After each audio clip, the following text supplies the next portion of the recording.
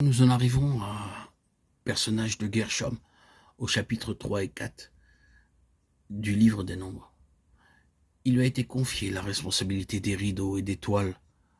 Nous nous déplaçons alors du centre vers l'extérieur et nous entrons en contact avec ces choses qui représentent et incarnent les principes qui gouvernent l'Église, ou nous pourrions dire qui gouvernent la vie corporative et une union corporative avec Christ.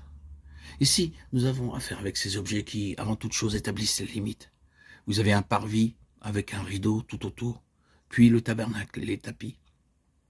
Et cela parle en premier lieu des limites de ce qui provient de Dieu. Ils fixent les limites et disent tout ce qui se trouve dans cette étendue est de Dieu. Tout ce qui est en dehors n'est pas de Dieu. Voilà où Dieu commence et où tout le reste prend fin. Vous franchissez le seuil et vous entrez directement en contact avec Dieu et ce qui provient de Dieu. Cela signifie exclusion et inclusion. Cela signifie restriction. Il s'agit de choses restreintes à Dieu, étroitement liées à Dieu. Mais cela ne parle pas uniquement des limites et des limitations. Cela véhicule cette pensée plus profonde, la protection de tout ce qui a son origine en Dieu, en dehors du plan divin. Si un homme s'approche et entre là, c'est la mort pour lui. Il s'agit d'une sauvegarde pour Dieu et pour ce qui est à lui, pour le garantir, lui, et ce qui lui appartient, de l'intrusion, de ce qui est étranger, extérieur. Dieu ne permettra pas que des éléments étrangers extérieurs lui soient associés. C'est la sauvegarde de sa propre et entière sainteté et de ce qui est de lui-même et celle des hommes. Cela parle en outre des voies de Dieu.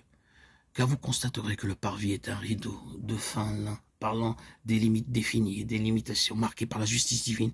Et dans l'enceinte de cette bordure, tout est justice divine. Comment pouvez-vous y pénétrer ? Il y a une porte, et cette porte est ornée de bleu, de pourpre, de cramoisi et de blanc. Nous connaissons le symbolisme de ces couleurs et comment elles représentent la constitution du Seigneur Jésus dans sa nature céleste. Le bleu dans sa royauté, la pourpre dans sa souffrance, le cramoisi dans sa perfection humaine, le blanc. Par quel moyen l'homme peut-il entrer en communion avec Dieu ? En Christ Jésus, mais sur la base de ce qu'il a accompli. Et c'est l'unique moyen, c'est la nature ou le caractère qui est à la base de l'acceptation, de l'accès, de la communion. Ces rideaux et ces toiles parlent des principes qui gouvernent la vie corporative du peuple de l'Éternel. Ils disent, en dehors de ces éléments, vous êtes à l'extérieur, sur la base de ces éléments, vous entrez, vous trouvez la vie en contact avec Dieu. En dehors d'eux, vous rencontrez la mort au contact de Dieu. Il est question du Christ corporatif, et cela signifie que ce qui est de Christ est tissé dans la texture même de l'Église. C'est la texture que nous avons ici, du tissu. Ce n'est qu'en union avec le Seigneur Jésus dans ce qu'il est que des hommes peuvent connaître l'acceptation, la communion et la vie avec Dieu.